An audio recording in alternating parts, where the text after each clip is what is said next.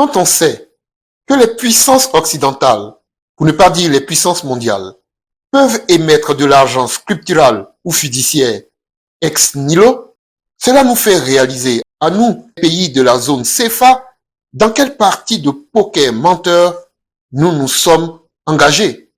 Pour moi, qui ai fait mes premiers pas dans les plantations de café et de cacao de mon grand-père, je vois encore les sueurs du dur labeur de mon grand-père, de mes grands-mères, de mes oncles pour produire ce café cacao.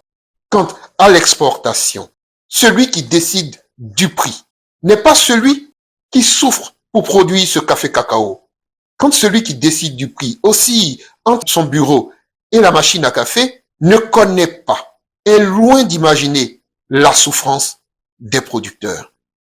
Le plus inconcevable dans tout cela, c'est que la sueur du dur labeur des miens soit échangée contre de l'argent produit ex nihilo, à partir de rien. De qui se fout-on? Qu'en est-il de la dette? Peut-on aussi en douter? Peut-on aussi se poser les mêmes questions que le général de Gaulle? La dette, l'argent qu'on nous prête, que nous remboursons avec notre travail, notre sueur et notre sang, que nous remboursons avec nos richesses, nos produits, nos ressources, cet argent pourrait être produit ex nihilo, à partir de rien. À qui doit-on en vouloir? Personne. Dans la réalité, je mets au défi le premier qui pourra enfin se rendre aux États-Unis, qu'il soit de la Banque mondiale ou du FMI, pour aller à la Réserve fédérale américaine et vérifier si la quantité d'or détenue par la Réserve aux États-Unis, à cette réserve d'or, ajouter toutes les recettes d'exportation des États-Unis et voir si les dollars émis et en circulation, scripturales et fiduciaires, correspondent exactement à ces réserves.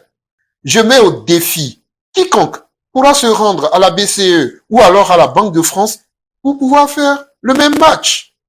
Quand nous, pays qui sommes en voie de développement, que dis-je, pays sous-développés, manquons de tout, avons besoin d'un boost pour le progrès et pour le bien-être de nos populations, sommes coincés par des conventions et des obligations que personne ne respecte, faut-il encore s'y tenir? J'ai encore en mémoire le doux parfum des fleurs de café très tôt le matin au contact de la rosée. Pour moi aujourd'hui, ce doux parfum des fleurs de café au contact de la rosée se transforme en larmes. Faut-il rester dans cette situation injuste, totalement mensongère? C'est le livre que tout le monde doit avoir, L'après-France CFA de Sébastien Kwame, disponible sur Amazon. Likez, partagez le message. Chaque Africain doit avoir son livre.